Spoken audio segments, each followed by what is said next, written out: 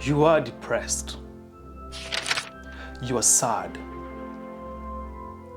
You're depressed because of your situation. You're sad because of your financial obligation and where you find yourself financially. You are mad. You are mad at so many things.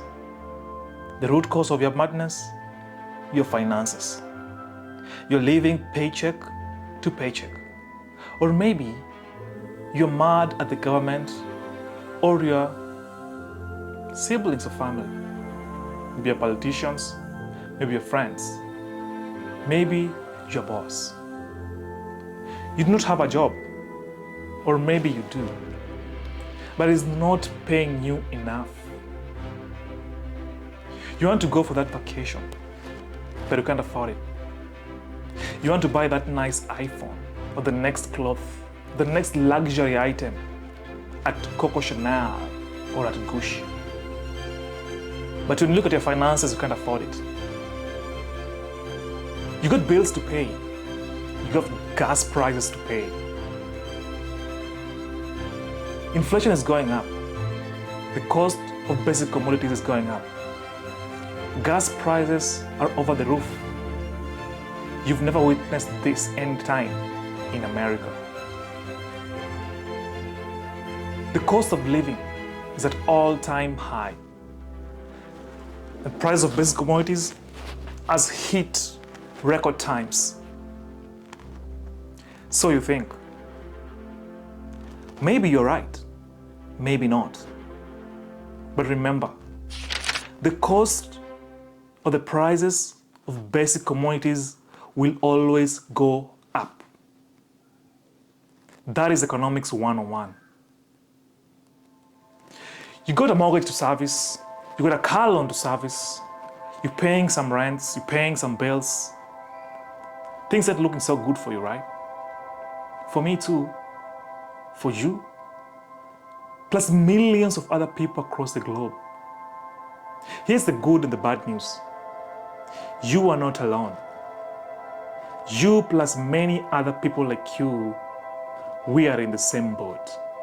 Everybody has got problems. You are in what we call financial distress, causing you financial stress and anxiety. You don't know where you're going to get your next money to pay your next bills.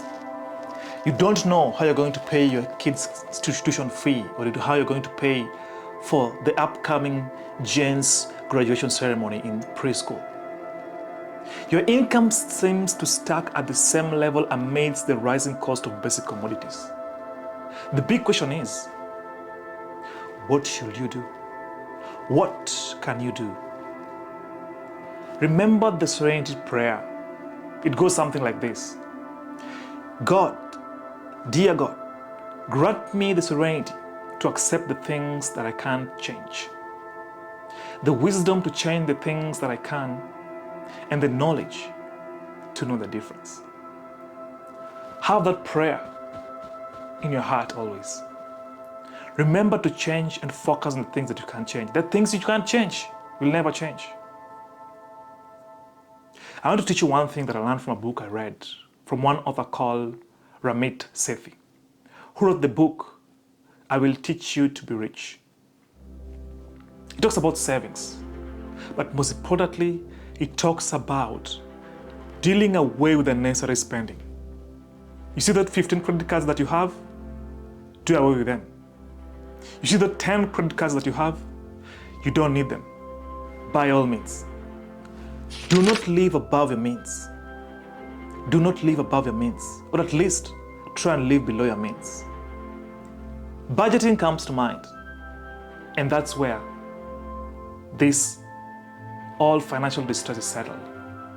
You have to budget with the income that you have. If you're earning $4,000, that's all you got. That's all you have. Budget your savings, basic utilities or necessities, personal developments, emergencies, and other things that you want to do with your money. But always remember to cut back on unnecessary expenditure.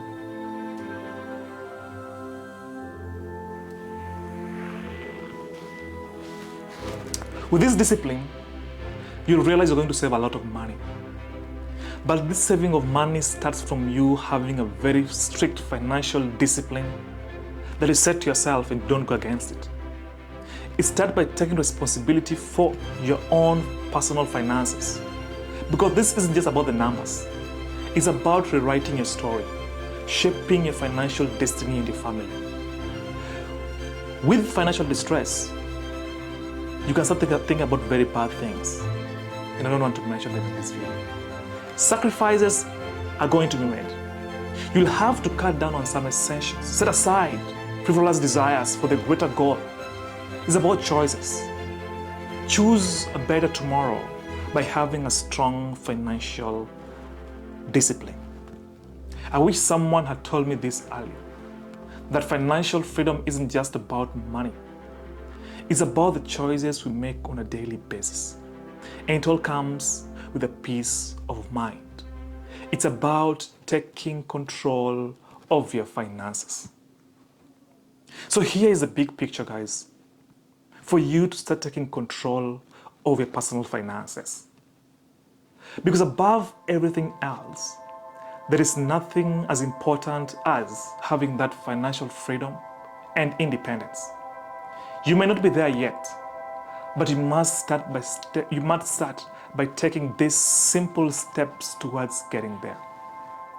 You'll never have financial stability or freedom if you are spending your money uncontrollably on unnecessary expenditures. Nobody has ever died from not partying. Nobody has ever died from not drinking alcohol.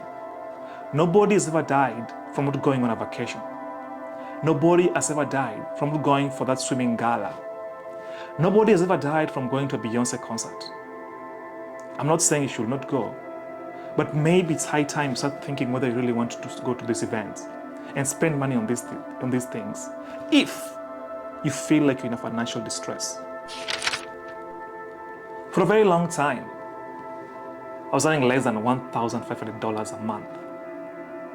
And I didn't go broke even one single day.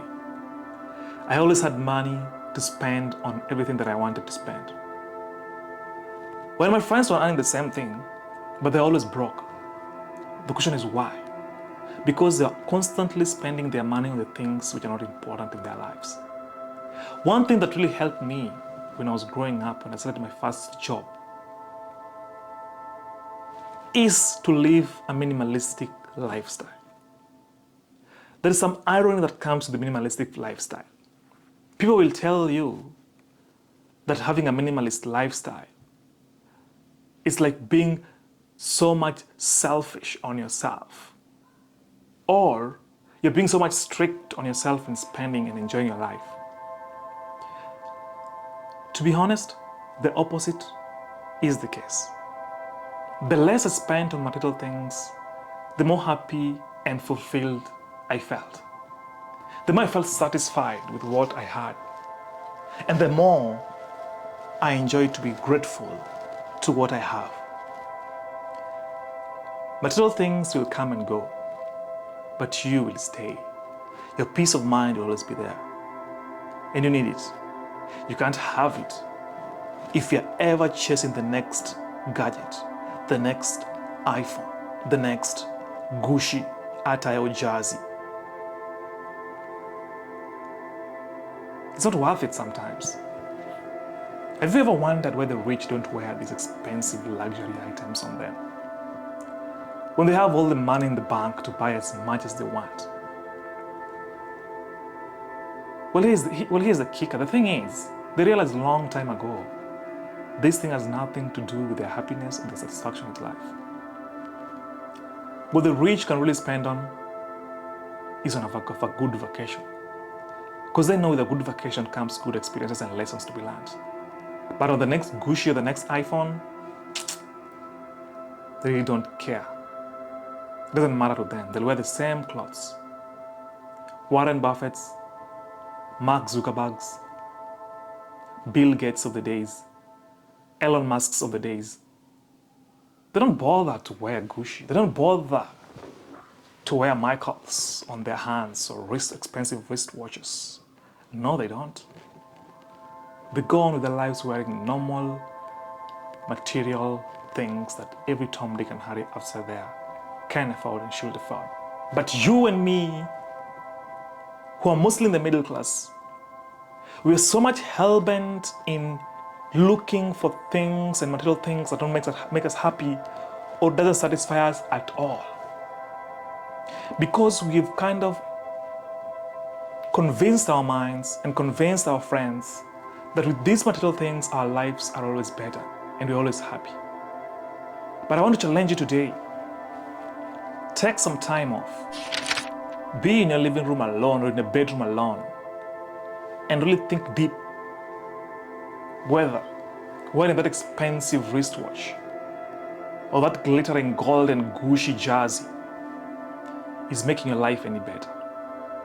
If you really think well and deep enough and long enough, you'll come to the realization that those things doesn't matter even an iota.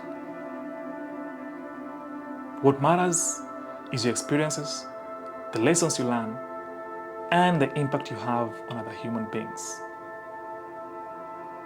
I could have afforded to buy a car a long time ago, but where I was living by then, a car was not necessary. Here in America, a car is a necessary thing, so I'll have to get one. If you live in a place where a car is not necessary, and you're just buying it for the sake of fitting in some social class, they need a lot of maturity to do. You got work to do on yourself. So as you start this financial freedom journey, start by writing down, budgeting with what you have and living, not anything above what you can afford. If you have to go to vacation, go to that vacation that you can afford. If you want to buy a phone that you can afford. Always remember this, nobody actually cares that much the way you think. So, here is the bottom line.